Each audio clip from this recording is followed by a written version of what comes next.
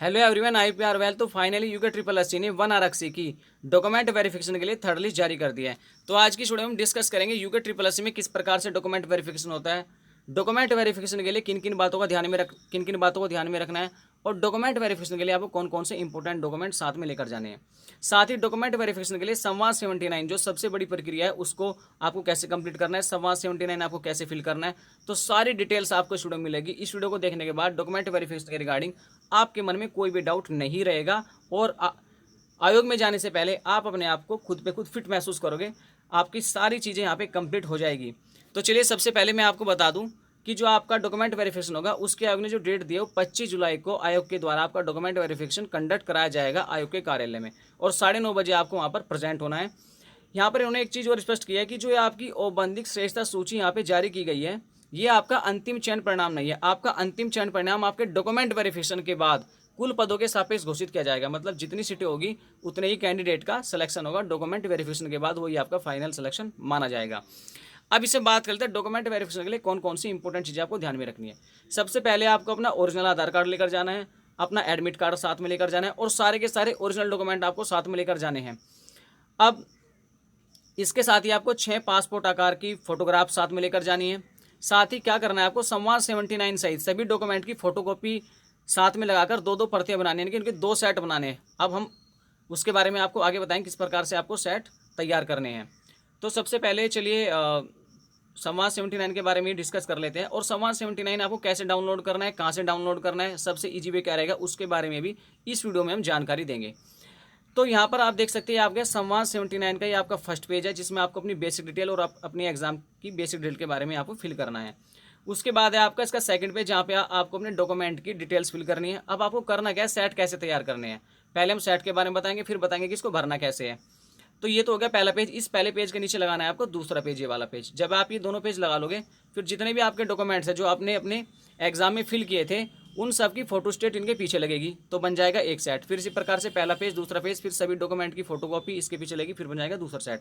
अब आपको जब ये 2 सेट आप तैयार कर लोगे, इसमें आपको क्या करना है, यहाँ पे थोड़ा यहाँ पे स्पेस बचा, यहाँ पे आपको सेल्फ अटेस्टेड लिखना है, अपने सिग्नेचर करने, उसके नीचे सिग्नेचर करने, उसकी जो डेट लिखनी है। डेट लिखोगे आप वही जिस दिन आपका डॉक्यूमेंट वेरिफिकेशन होना है। भले ही चाहे आप इसको आज फिल कर लो, कोई प्रॉब्लम नहीं है, कल कर लो, परसों कर लो, जब भी, लेकिन डेट वही लिखनी है जिस दिन आपका डॉक्यूमेंट वेरिफिकेशन कंडक्ट कराया जाएगा।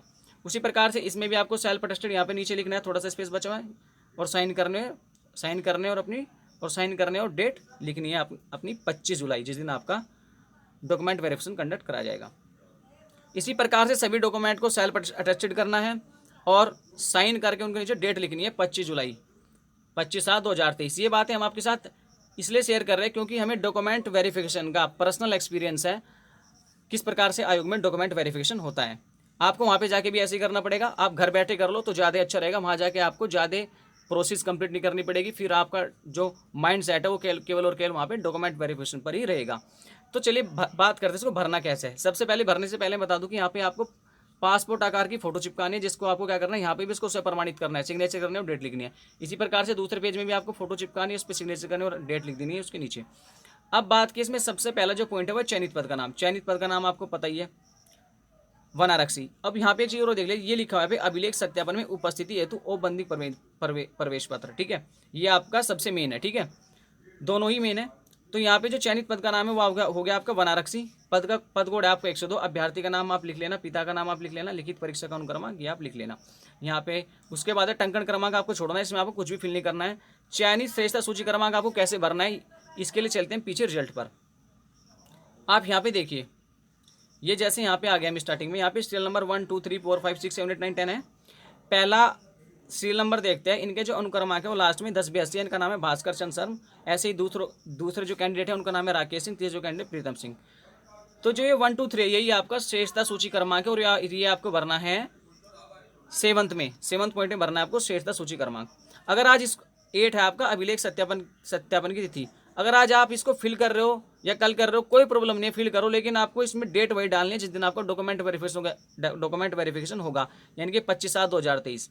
दिनांक भी आपको 25/7/2023 डालना है। समय आप आयोग में जाके डाल सकते हो जब आपका डॉक्यूमेंट वेरिफिकेशन होगा। अभ्यर्थी के हस्ताक्षर हो जाएंगे, अभ्यर्थी का नाम हो जाएगा, पता आपको वो डालना है जो आपने अपने फॉर्म में फिल किया है। या अगर आपने अपना एड्रेस चेंज कर दिया, जो आपके आधार कार्ड में ऑथेंटिक है, जहाँ पर आप वर्तमान में रह रहे हो वो आपको फिल करना है। मोबाइल नंबर आपको वही फिल करना है जो आपका कंटिन्यू चल रहा हो, क्योंकि कभी कभी ऐसा हो जाता है कि अगर आपके डॉक्यूमेंट वेरिफिकेशन में कोई प्रॉब्लम क्रिएट होती है तो आयोग आपको फ़ोन भी कर सकता है। तो ऐसा ही फ़ोन नंबर यहाँ पर दें जो आपका कंटिन्यू चल रहा हो। अब बात करते हैं सेकंड पेज के बारे में। सेकंड पेज में भी थोड़ा सा इसमें वही बेसिक डिटेल फिल करनी है। अभ्यर्थी का नाम, पिता का नाम, अनुक्रमांक, चयनित पद का नाम, चयनित पद का कोड।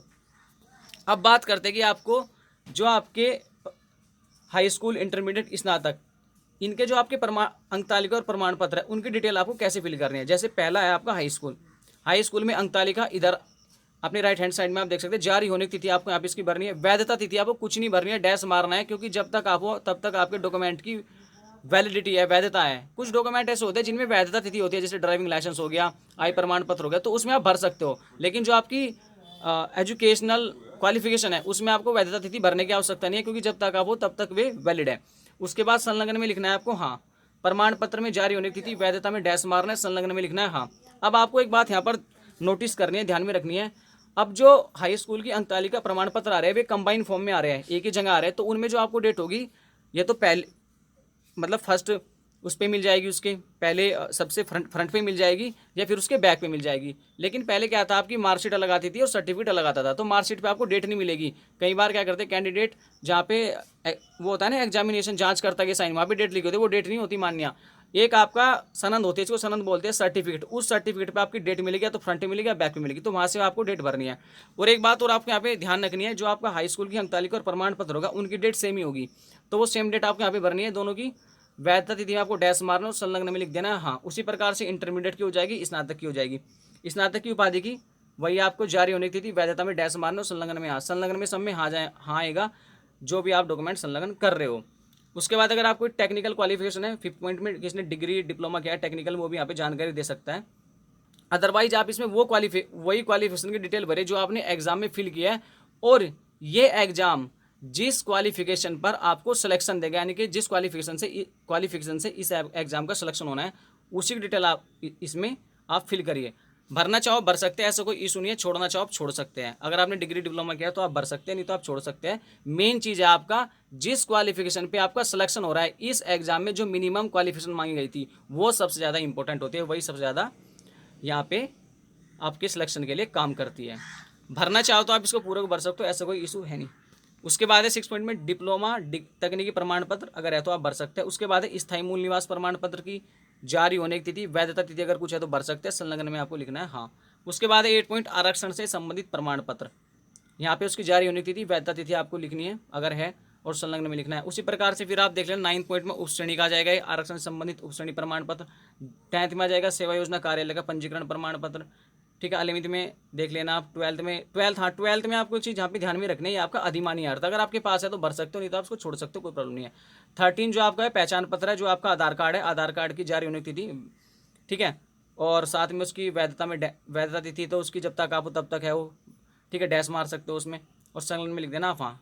14 आप कंप्यूटर संबंधित डिप्लोमा है तो भर सकते हो, इसको छोड़ सकते हो। देखो जो आपके पास है वो आप भर देना, बाकी आप छोड़ भी सकते हो, ऐसा कोई इशू नहीं है, क्योंकि आपका जो सिलेक्शन होगा वो आपका मिनिमम क्वालिफिकेशन के आधार पर होगा, जो आयोग ने अपनी नोटिफिकेशन में दिया हुआ है। चाहे आपने बीटेक किया, एमटेक किया, कुछ भी किया हो, लेकिन सिलेक्शन आपका वहीं उसी क्वालिफिकेशन में होगा जो मिनिमम क्वालिफिकेशन पे नोटिफिकेशन निकली हुई है, ठीक है। 15 आप छोड़ देना, इसमें कुछ नहीं करना है। 16 में अगर आपके पास कोई अन्य क्वालिफिकेशन, जैसे आपने एनसीसी किया हो, ठीक है, तो इस प्रकार के अगर कोई आपके पास सर्टिफिकेट है उसकी जानकारी आप यहाँ पर दे सकते हो, ये काफ़ी अच्छा पॉइंट है। पासपोर्ट आकार की 4 रंगीन फोटो आपको लेकर जाने हैं। वैधता तिथि आप उसमें लिख सकते हो, वैधता तिथि उसमें लिखने की आवश्यकता है। जारी होने की तिथि आप उसमें लिख देना, वैधता तिथि में डैश मार देना, संलग्न में लिख देना। अगर आपने आज फोटो खिंचवाई तो उस पर डेट लिखवा लेना, तो डेट लिखवा के यहाँ पे उसकी लिख देना जारी होने की तिथि, तो ये हो जाएगा आपका कंप्लीट सेकंड पेज। अब इसमें नीचे क्या करना है, आपको स्थान भरना है, यूके SSC देहरादून, यहाँ पे लिख देना। अभिलेख सत्यापन का दिनांक 25 जुलाई, संलग्नों की संख्या, जितने भी आपके डॉक्यूमेंट की संख्या वो आपको यहाँ पे भरनी है। फिर उसी प्रकार से हस्ताक्षर हो जाएगा, अभ्यर्थी का नाम हो जाएगा, मोबाइल नंबर आ जाएगा। तो ये थी इसमें सेकंड पेज के बारे में जानकारी। तो चलिए बात कर लेते हैं कि आपको संवाद 79 कैसे डाउनलोड करना है। देखिए संवाद 79 डाउनलोड करने के 2 तरीके। पहला तरीका तो यह है कि आप आयोग की वेबसाइट पर जाएं। आयोग की वेबसाइट पर जाने के बाद राइट हैंड साइड में आपको एक कॉर्नर मिलेगा जहाँ पे लिखा होगा संवाद, ब्रैकेट में लिखा होगा केवल अभ्यर्थी है, तो उस पर क्लिक करना है। क्लिक करने के बाद आयोग का एक पेज खुलेगा जो संवाद के रिलेटेड है। वहाँ पर आयोग अपने सारे संवाद जारी करता है, तो वहाँ पर आपको क्या करना है, स्क्रॉल करके पेज को नीचे जाना है। लेकिन वहाँ पे थोड़ी आपके साथ प्रॉब्लम क्रिएट हो सकती है, क्योंकि जो ये समाज 79 है ये अपडेट होकर ऊपर चला गया है, तो स्क्रॉल करने में आपको प्रॉब्लम हो सकती है, ढूंढने में आपको टाइम लग सकता है। सबसे ईजी तरीका मैं बता रहा हूँ आपको, हमने ऑलरेडी डाउनलोड कर रखा है। आप इस वीडियो के डिस्क्रिप्शन बॉक्स में जाएँ और वहाँ से जाके इसको डायरेक्ट डाउनलोड कर लें। ये आपके लिए सबसे ईजी रहेगा, और डाउनलोड करके इसे घर बैठकर आराम से फिल कर लें जानकारी। फर्स्ट पेज और सेकंड पेज के बारे में हमने आपको संवाद 79 के बारे में कंप्लीट जानकारी दे दी। अगर आपका कोई भी क्वेरी है तो आप कमेंट बॉक्स में कमेंट करके पूछ सकते हैं। तो ये थी इस वीडियो में कुछ जानकारी वन आरक्षी के डॉक्यूमेंट वेरिफिकेशन के रिगार्डिंग। तो आज की वीडियो में बस इतना ही, तब तक के लिए wish all the best, thank you.